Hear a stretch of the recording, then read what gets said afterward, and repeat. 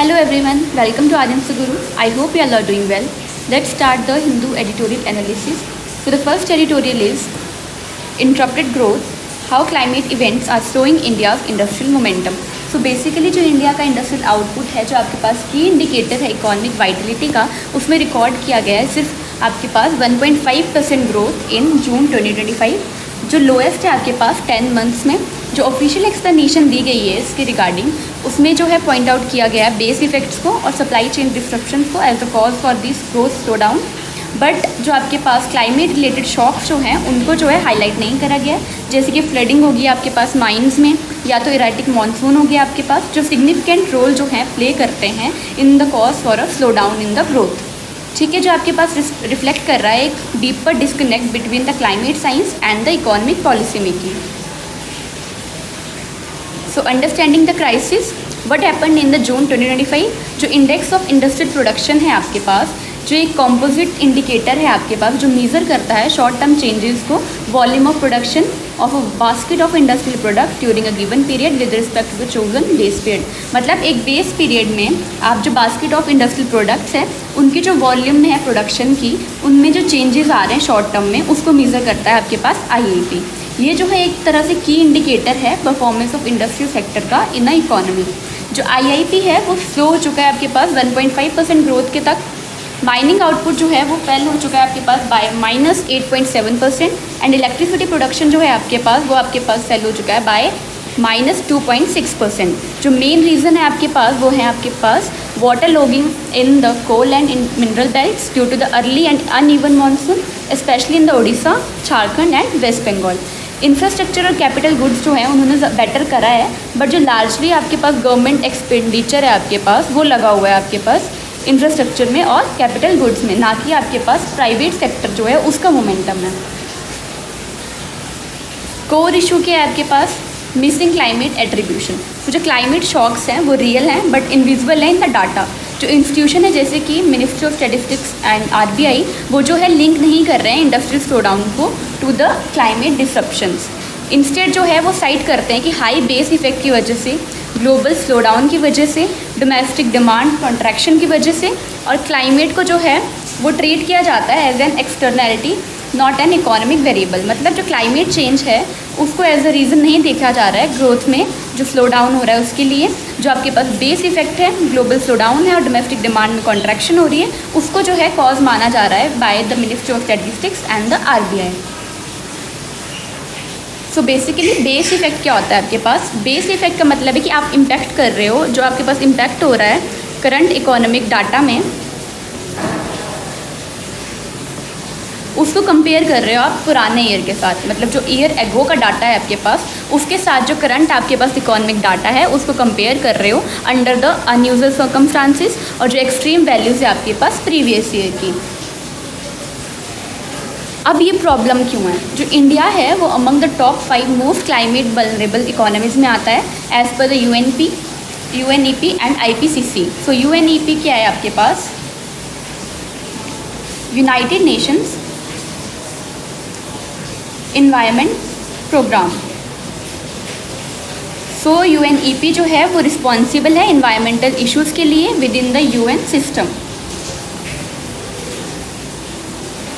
IPCC क्या है आपके पास? IPCC है inter governmental panel on climate change. ठीक है, जो इंटर गवर्नमेंटल पैनल है आपके पास क्लाइमेट चेंज में, ये एक इंटर गवर्नमेंटल बॉडी है यूनाइटेड नेशन की। इसका काम जो है वो है आपके पास गवर्नमेंट को डाटा प्रोवाइड करना सभी लेवल्स पे विद द साइंटिफिक इंफॉर्मेशन, ताकि वो जो है वो डेवलप कर पाएँ क्लाइमेट पॉलिसीज़ को। नेक्स्ट है जी, इग्नोर किया जा रहा है इकोनॉमिक कॉस्ट को ऑफ क्लाइमेट इवेंट्स, जो प्रिवेंट करता है लॉन्ग टर्म प्लानिंग के लिए। वीकन है आपके पास क्या? डिज़ास्टर प्रिपेयर्डनेस नहीं है आपके पास, जो इफेक्ट कर रहा है इन्वेस्टर कॉन्फिडेंस को, और जिसकी वजह से क्या हो रहा है? अंडर रिपोर्टिंग हो रही है of systematic risk. Sectoral analysis क्या है कि कौन से ऐसे लोग हैं जो ज़्यादा इफेक्ट हो रहे हैं इससे। So mining and power the front line victim. Mining के लिए क्या चाहिए आपको? अनइंटरप्टेड एक्सेस चाहिए और ट्रांसपोर्ट चाहिए। जो फ्लड है वो हॉल्ट कर रहे हैं आपके पास ऑपरेशंस को। पावर प्रोडक्शन जो है वो डिपेंडेंट है फ्यूल सप्लाई पे, जैसे कि कोल हो गया या फिर लॉजिस्टिक्स हो गया आपके पास, और स्टेबल डिमांड होगी। रेन इंड्यूस्ड डिसरप्शन जो है वो आपके पास अगर एक स्टेट में हो रही है, वो क्या हो सकता है उससे कि पूरा जो नेशनल लेवल की इंडस्ट्रियल आउटपुट है उसको वो डीरेल कर सकता है। Manufacturing indirect but serious effect, so raw material shortage होगा तो उसकी वजह से क्या हो जाएगा, प्रोडक्शन में डिले हो जाएगा। पावर सप्लाई इनस्टेबिलिटी होगी तो क्या हो जाएगा, लो फैक्ट्री आउटपुट होगा आपके पास। लॉस ऑफ प्रोडक्टिविटी होती है तो क्या होगा, फॉल इन जीडीपी कंट्रीब्यूशन हो जाएगा फ्रॉम द इंडस्ट्री। नेक्स्ट है जी the broader policy gap, so lack of climate economic integration, कोई भी फॉर्मल लिंक नहीं है आपके पास बिटवीन क्लाइमेट रिपोर्ट्स, जैसे कि आईएमडी की होगी, एनडीएमए की होगी। आईएमडी का मतलब है इंडियन मेट्रोलॉजिकल डिपार्टमेंट, जिसके हेडक्वार्टर्स है न्यू दिल्ली में। एनडीएमए का मतलब है आपके पास नेशनल डिजास्टर मैनेजमेंट अथॉरिटी, जिसको हेड करते हैं आपके पास प्राइम मिनिस्टर। ये एक एपेक्स बॉडी है for disaster management in India. ठीक है, नेक्स्ट आ जाइए। और इकोनॉमिक रिपोर्ट्स जो है आपके पास, जैसे कि आईआईपी हो गया, जीडीपी हो गया। Unlike the European central bank और द बैंक ऑफ इंग्लैंड, जो इंडियन इंस्टीट्यूशन है वो क्वान्टिफाई नहीं करते हैं क्लाइमेट रिस्क को अपने इंडस्ट्रियल मैट्रिक्स में। जो आरबीआई की फाइनेंशियल स्टेबिलिटी रिपोर्ट है वो मेंशन करती है क्लाइमेट रिस्क को, बट जो क्या है उसने कि फ़िल्टर नहीं करा है उसने अपने आउटपुट डाटा में, जैसे कि आईआईपी हो गया उसमें। नेक्स्ट आ जाइए वे फॉरवर्ड के आपके पास सिस्टमेटिक रिफॉर्म कौन से हैं जिनको करने की ज़रूरत है। सो इमीडिएट रिफॉर्म के आपके पास कि इंटीग्रेट करना है क्लाइमेट रिस्क इंडिकेटर्स को into IIP and GDP calculation. Build करना है climate industrial risk mapping framework specially for mining belts and power hubs. Upgrade करना है फॉरकास्टिंग को with IMD plus MoSPI. MoSPI के आपके पास ministry of statistics and programme implementation. So इसको जो है ये एग्जिस्टेंस में आया था आपका as an independent ministry on 15 October 1999। इससे पहले जो अलग अलग मिनिस्ट्री थी आपके पास, जैसे कि डिपार्टमेंट ऑफ स्टैटिस्टिक्स अलग था और डिपार्टमेंट ऑफ प्रोग्राम इम्प्लीमेंटेशन अलग था, एज टू बिंग्स थी, बट इनको जो है इकट्ठा मर्ज करा गया था as an independent ministry on the 15 October 1999 as ministry of statistics and programme implementation. जो आपके पास अपग्रेड करने की ज़रूरत है फॉरकास्टिंग रिपोर्ट्स जो है आपके पास आईएमडी की और मॉस्पी की, ताकि जो है जॉइंट रिपोर्ट मिले हमें वेदर पे और आउटपुट रिस्क पे। नेक्स्ट आ जाइए वे फॉरवर्ड क्या है आपके पास। सो मीडियम टर्म स्ट्रेटजी, जैसे कि प्रमोट करना है क्लाइमेट रेजिलिएंट इंडस्ट्रियल जोन को, elevated water drainage enabled, shift करना है इंडस्ट्रियल पॉलिसी को toward low carbon decentralise sectors like solar, EV हो गया, एग्रो बेस्ड इंडस्ट्रीज़ होगी। यूज़ करना है रिमोट सेंसिंग का और एआई का, ताकि मॉनिटर कर पाएँ आप रेन डैमेज को और इकोनॉमिक हॉटस्पॉट को in the real time. Long term vision क्या हो सकता है कि इंक्लूड करना है ग्रीन जीडीपी को और क्लाइमेट एडजस्टेड आईआईपी को in the national accounts. Establish करना है एक statutory national council for climate and economy, ताकि जो है एडवाइस कर पाए वो बजट पे और पॉलिसी डिसीजन पे। सो यूपीएससी के लिए कौन से की फैक्ट हैं जो आपको याद रखने हैं। सो आईआईपी बेस ईयर कौन सा है 2011-12। सेक्टर्स कौन से आईआईपी के, माइनिंग है 14.4%, मैन्युफैक्चरिंग है 77.6%, इलेक्ट्रिसिटी है 8%। माइनिंग इफेक्टेड स्टेट्स कौन सी आपके पास, उड़ीसा है, झारखंड है और वेस्ट बंगाल है। ग्लोबल क्लाइमेट इंटीग्रेशन के लिए ईसीबी और बैंक ऑफ इंग्लैंड। इंडिया का क्लाइमेट रैंकिंग क्या है आपके पास, among the top 5 most vulnerable nation. So GS mains के लिए और एसए के लिए कौन सा आपके पास यूज़ है। सो इंडिया की जो इंडस्ट्रियल परफॉर्मेंस है वो इंक्रीजिंगली शेप होती है by the industrial shocks, yet जो आपके पास इकोनॉमिक इंडिकेटर हैं वो फेल हो जाते हैं to reflect the reality. Critically आपको इसको एग्जामिन करना है। So in essay papers, this can be cited under the themes like climate change and economic resilience. Is India ready for a green industrial revolution? Growth without climate awareness is unsustainable. So ये था आपके पास editorial number 1। Next आ जाइए editorial number 2 पे। So infrastructure failure in government schools, a wake up call for India's education system. So क्या हुआ था जिसके रिगार्डिंग ये एडिटोरियल आया है। So on the 25th of July 2025, एक portion of government school building in Jhalawar Rajasthan collapse during the morning assembly. मतलब government school जो की बिल्डिंग थी आपकी झालावाड़ राजस्थान में, वो कोलैप्स होगी ड्यूरिंग द मॉर्निंग असेंबली, जिसमें 7 स्टूडेंट की डेथ होगी जो थे आपकी ट्राइबल कम्युनिटी से बिलोंग करते थे। उनकी जो लाइफ है वो लॉस्ट होगी इस इंसिडेंट में, और सेवरल अदर्स जो थे वो आपके पास इंजर्ड हुए। एक सिमिलर इंसिडेंट जो है वो आपके पास नौगौर डिस्ट्रिक्ट में हुआ नेक्स्ट डे, जिसमें हाईलाइट हो रहा है आपके पास systemic infrastructure failure in the public schooling. Significance क्या है इस इशू की? सो एजुकेशन एंड इक्विटी, जो गवर्नमेंट स्कूल हैं वो सर्व करते हैं द पुअरेस्ट को and the most marginalised communities को, including the tribal, SC ST communities, rural children and girls. Rajasthan में ओवर 70,000 गवर्नमेंट स्कूल्स हैं जो सर्व करते हैं 8.4 मिलियन स्टूडेंट्स को, बट जो 8,000 प्लस स्कूल्स हैं आपके पास वो इन पुअर स्ट्रक्चरल कंडीशन है एज पर UDISE 23-24 रिपोर्ट। ठीक है, UDISE प्लस क्या है आपके पास? Unified district information system for education. ठीक है, ये आपके पास इंडिया की सेंट्रल एजुकेशन मैनेजमेंट सिस्टम है जो मेंटेन किया जाता है by department of school education and literacy under ministry of education, जिसे लॉन्च करा गया था 2018-19 में। ये कलेक्ट करता है और मैनेज करता है और एनालाइज करता है रियल टाइम डाटा को from the school across India, ताकि इम्प्रूव किया जाए प्लानिंग को, मॉनिटरिंग को और साथ में रिसोर्स एलोकेशन को in the school education sector. So जो आपके पास ट्रेजेडीज़ हैं वो हाईलाइट करती हैं denial of safe learning environment को, जो आपके पास बेसिक राइट है under article 21A of the constitution, जिसमें बोला गया है right to free and compulsory education होनी चाहिए। जो स्टेट है उसको प्रोवाइड करनी है free and compulsory education the children from 6 to 14 years. Next आ जाइए, पॉलिसी डेफिसिट क्या है आपके पास? जो नेशनल एजुकेशन पॉलिसी है 2025 की, उसमें रिकमेंड किया गया था कि 6% ऑफ GDP जो है वो एजुकेशन के लिए जाना चाहिए, बट जो करंट स्पेंडिंग है आपके पास वो है अराउंड 4.6%। यहाँ पे क्या है आपके पास शिफ्ट देखने को मिला है from state responsibility to self financing and private participation even in the basic education. जो मॉडल स्कूल हैं उनको फंड किया जा रहा है एज शो पीस, वाइल जो मास नेटवर्क है आपके पास स्कूल्स का वो remain neglected everything. Systemic challenges में और क्या है आपके पास? इंफ्रास्ट्रक्चर डेफिशिट, तो पोरली मेंटेन्ड है और स्ट्रक्चरली अनसेफ बिल्डिंग है आपके पास, लैक है सेपरेट टॉयलेट्स फॉर गर्ल्स का, ड्रिंकिंग वाटर का, बाउंड्री वॉल्स का एंड डिजिटल क्लासरूम्स का। 650 करोड़ जो है वो एलोकेट किया गया था 2 राजस्थान के बजट्स में, बट जो इम्प्लीमेंटेशन है वो अभी भी फेल हो रही है और जो लीकेजेस हैं आपके पास वो परसिस्ट कर रही हैं। ह्यूमन रिसोर्स गैप क्या है आपके पास? शॉर्टेज है ट्रेंड और रेगुलर टीचर्स की, मल्टीग्रेड टीचिंग जो है आपके पास वो 1 रूम स्कूल्स में हो रही है, इनएडुकेट टीचर ट्रेनिंग है आपके पास और लैक है motivation in the remote areas. Next आ जाइए, नो रियल टाइम ऑडिट और physical verification system, so lack है of coordination between education department, PWD and the local bodies.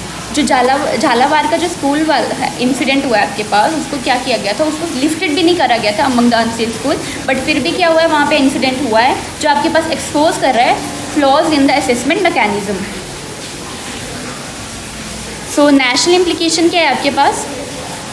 Broader governance crisis, जो आपके पास एक इंसुलेटेड इवेंट नहीं है ये, जैसे कि यूपी में हो गया, बिहार में हो गया, उड़ीसा में हो गया, MP में हो गया, ऐसे सिमिलर केसेस जो हैं, सिमिलर ट्रेजेडीज़ जो हैं हमें देखने को मिली हैं पहले भी, जो रिफ्लेक्ट करता है लार्जर इश्यूज ऑफ गवर्नेंस को, करप्शन को और मिस प्रायोरिटाइजेशन को। जो लॉस ऑफ ट्रस्ट है आपके पास पब्लिक स्कूल में, उसकी वजह से क्या हो रहा है? हायर ड्रॉप आउट रेट्स बढ़ रहे हैं आपके पास, जो पुश करता है पुअर फैमिलीज़ को टुवर्ड अनरेगुलेटेड प्राइवेट स्कूल।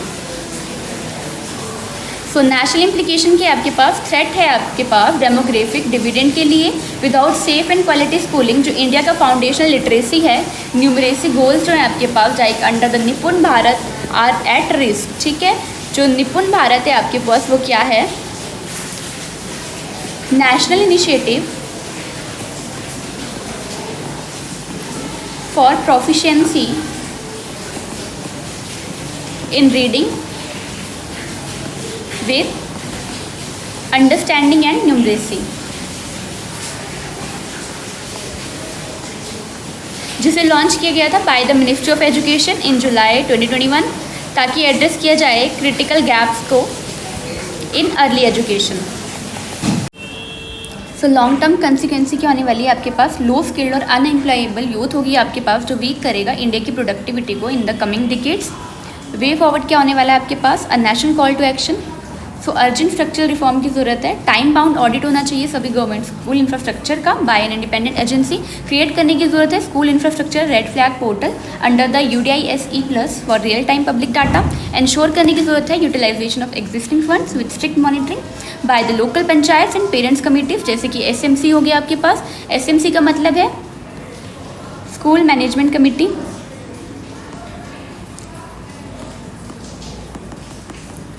जो आपके पास कमेटी, इसको जो है फॉर्म किया जाता है स्कूल्स में ताकि मैनेज किया जाए और ओवरसी किया जाए various aspect of school functioning को। ठीक है, नेक्स्ट आ जाइए, shift focus to mass education. Prioritise करना है आपको मिनिमम स्टैंडर्ड्स को in all schools, not just model schools. Link करना है फंड डिस्पर्सल को to outcomes and accountability matrix. Establish करना है एजुकेशन इंफ्रास्ट्रक्चर मिशन को similar to the Pradhan Mantri Gram Sadak Yojana with a central state funding model. Next आ जाइए, री invest in government schooling. So recruit करना है आपको और ट्रेन करना है टीचर्स को at scale in underserved areas. Provide करना है incentive for teachers in tribal and rural belt. Integrate करना है एडटेक को और सोलर इंफ्रास्ट्रक्चर को to improve the rural access. Key takeaways क्या है आपके पास और वैल्यू एडिशन क्या है। So article 21A right to free and compulsory education. RTE act 2009 mandate करता है इंफ्रास्ट्रक्चर नॉर्म्स को। नेशनल एजुकेशन पॉलिसी 2020 एम्फसाइज करता है क्वालिटी एंड यूनिवर्सल एक्सेस पे। सस्टेनेबल डेवलपमेंट गोल 4 जो है उसमें इन्वॉल्व है आपके पास inclusive and equitable quality education. Next आ जाइए, प्रीलिम्स और मेंस के लिए प्रैक्टिस क्वेश्चन क्या है आपके पास। So UDISE+ unified district information system for education, जो कलेक्ट करता है रियल टाइम डाटा को on the school infrastructure. Nipun Bharat national mission for foundational literacy and numeracy by 2026-27। Question क्या है आपके पास, जो रिसेंट स्कूल बिल्डिंग कोलैप्स है राजस्थान में, वो हाईलाइट करता है सिस्टमिक फेलियर को in the Indian public education infrastructure. Discuss करना है इम्प्लीकेशन को और सजेस्ट करना है अ रोड मैप फॉर रिफॉर्म। सो ये था editorial number 2। Next editorial number 3, girl child trafficking in Bihar, a breakdown of systemic failure. So news में क्यों है ये, बिहार जो है उसने इमर्ज किया है as a hotspot of for the child trafficking, particularly of girls trafficked into fake orchestras and sex work. In the first half of 2025, 270 girls were rescued, including many under the 14 years old. So जो Patna high court है उसने recently जो है order करा है immediate action on the child exploitation in the orchestras. Next आ जाइए, reality क्या है, ग्राउंड रियलिटी क्या है आपके पास। सो क्या हो रहा है आपके पास, जो ट्रैफिकर हैं वो लर करते हैं गर्ल्स को विद फॉल्स प्रोमिसेस, जैसे कि डांस जॉब्स होगी, मैरिज हो गया, लव हो गया या फिर एजुकेशन होगी। अगर वो ट्रैफिक हो जाती हैं उसके बाद क्या होता है, सेक्सुअली जो है उनको एक्सप्लॉइट किया जाता है, उनको जो है अनहाइजीनिक और अब्यूसिव कंडीशंस में रखा जाता है, सोल्ड किया जाता है एज अ लिटिल फॉर 10,000। ठीक है, फोर्स किया जाता है to perform in vulgar shows primarily in areas like Saran हो गया आपके पास, मुजफ्फरपुर हो गया, रोहतास हो गया, वेस्ट चंपारण हो गया। So reality on ground. So scale of crisis क्या आपके पास, as per Jain to June 2025 271 girls को जो है रेस्क्यू किया गया बिहार में। मार्च टू जून 2025 में ऑर्केस्ट्रा से ही सिर्फ 116 गर्ल्स को रेस्क्यू करा गया है। Estimated children in child labour globally as per the international labour organisation 2024 report 138 million जो गर्ल्स हैं उनको रेस्क्यू किया गया और चिल्ड्रन को रेस्क्यू करा गया है। ठीक है, सिर्फ बिहार ही क्यों, सो स्ट्रक्चरल फैक्टर्स कौन से हैं, जोग्राफिकल लोकेशन ऐसी है, पोरस बॉर्डर है आपके पास नेपाल के साथ, excellent rail and road connectivity है आपके पास। सोशल नॉर्म्स में क्या है आपके पास, ये जो कल्चरल प्रैक्टिसेस हैं उसमें इन्वॉल्व होता है डांस और म्यूजिक एक्सप्लॉइटेड। ठीक है, नॉर्मलाइजेशन है चाइल्ड एक्सप्लॉयटेशन की इन सम कम्युनिटीज़। इकोनॉमिक डेस्परेशन क्या है कि डीप पॉवर्टी आपके पास जो आपके पास फैमिलीज़ को वल्नरेबल बनाती है to the traffickers. Weak regulation है, जो ऑर्केस्ट्रा ट्रूप्स हैं आपके पास वो ऑपरेट करते हैं विदाउट लाइसेंस, कोई भी मैकेनिज्म नहीं है ताकि ट्रैक किया जाए या इंस्पेक्ट किया जाए इन यूनिट्स को। सो लीगल एंड इंस्टीट्यूशनल गैप्स क्या है आपके पास, लीगल फ्रेमवर्क में जैसे लॉज एग्जिस्ट करते हैं, जैसे पॉक्सो एक्ट हो गया protection from sexual offences, juvenile justice act हो गया child care and rehabilitation, ITPA act हो गया 1956 का जो सुप्रेस करता है इमोरल ट्रैफिक को, चाइल्ड लेबर प्रोहिबिशन एक्ट हो गया जो प्रोहिबिट करता है हजार्डस चाइल्ड लेबर को, बॉन्डेड लेबर एबोलिशन एक्ट हो गया आपके पास, जो आउटलॉ करता है बॉन्डेड लेबर को। FIR जो है आपके पास ऑफन फाइल किए जाते हैं एज किडनैपिंग और मिसिंग केसेस, बट जो एंटी ह्यूमन ट्रैफिकिंग यूनिट्स हैं वो अंडर स्टाफ्ड हैं। जो रिस्ट्रिक्शनल कन्फ्यूज़न है आपके पास इंटरस्टेट इन्वेस्टिगेशंस में।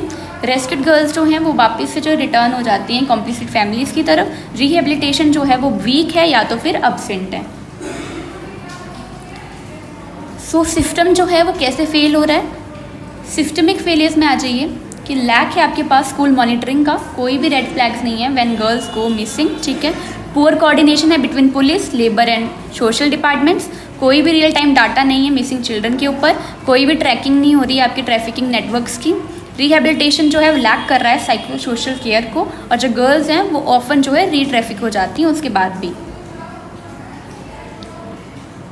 वे फॉरवर्ड क्या है आपके पास, सोल्यूशन कौन कौन से हैं। जो हाई कोर्ट की इंटरवेंशन है, जो पटना हाई कोर्ट के ऑर्डर्स आए हैं जैसे कि ban on employment of minors in orchestra, immediate crackdown on exploitative units. जो पिलर है आपके पास क्या है, पॉलिसी और एक्शन क्या लिया गया है उस पर। पॉलिसी में क्या किया गया है, strong legal prohibition and penalties. Institution जो है जैसे एम्पावर किया गया है AHTU को, पुलिस को, जुडिशरी को। कन्वर्जेंस क्या है आपके पास, मल्टी एजेंसी कॉपरेशन है और डाटा शेयरिंग है, ठीक है।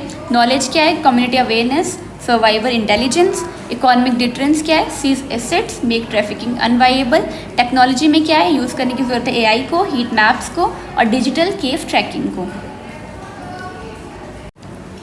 सो UPSC specific insight and application, prelims के लिए बिट्स देख लेते हैं। POCSO act 2012 protect the children from sexual assault. UDISE+ monitor करता है स्कूल लेवल डाटा को, जो फ्लैग कर सकता है ड्रॉप आउट्स को। International labour organisation convention number 182 ban करता है worst form of child labour को।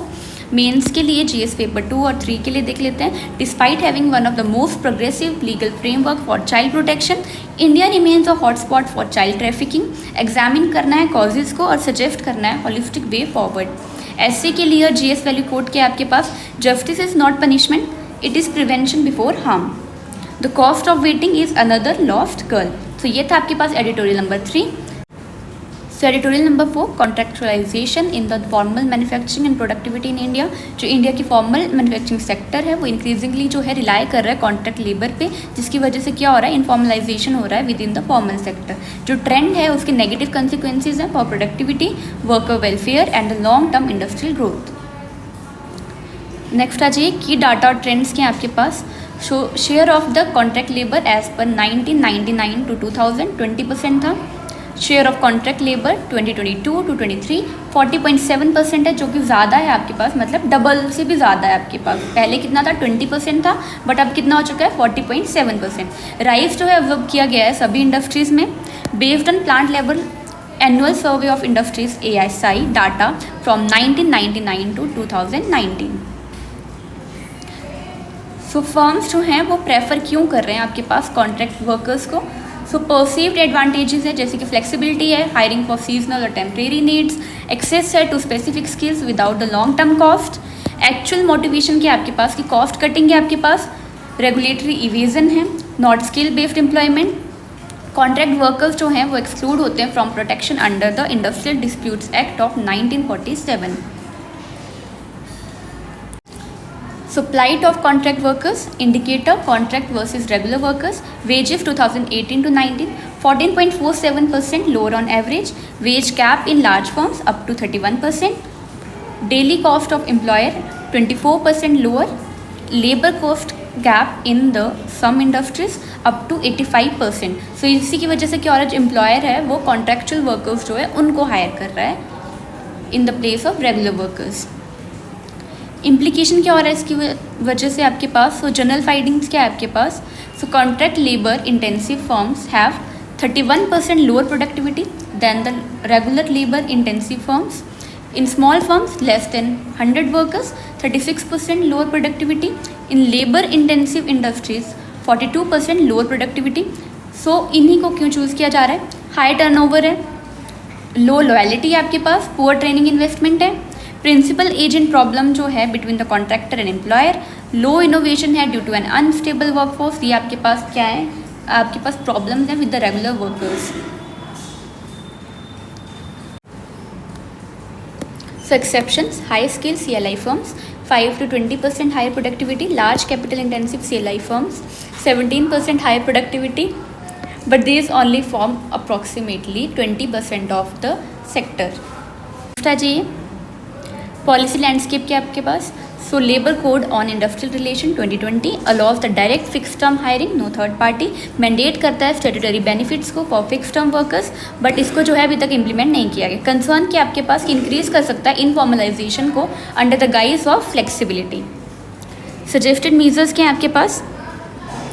सो promote long term fix term contracts, provide करना है कंसेशन को in the social security contributions, link करना है with government skill programmes, revive करना है PMRPY को, प्रधानमंत्री रोजगार प्रोत्साहन योजना 2016 to 22. तो गवर्नमेंट जो है वो बोर करती है 12% of EPF and EPS for the new hire. EPF का मतलब है एम्प्लॉयज़ प्रोविडेंट फंड और EPS का मतलब है एम्प्लॉयज़ पेंशन स्कीम. जो EPF है आपके पास वो फोकस करता है बिल्डिंग सेविंग फॉर रिटायरमेंट. जो EPS है वो प्रोवाइड करता है pension benefits after the retirement. So help किया जिसने ओवर द 1 करोड़ वर्कर्स को. ये जो है एक तरह से रीस्टार्ट हो सकता है आपके पास to formalise the jobs and support the firms. So UPSC relevant analysis के आपके पास increasing contractualization in India's formal manufacturing sector is eroding the productivity and job quality. Critically examine कीजिए with the reference to the recent trends and the policy options. Discuss करना है role of formalization का in enhancing productivity and worker welfare in the Indian manufacturing sector.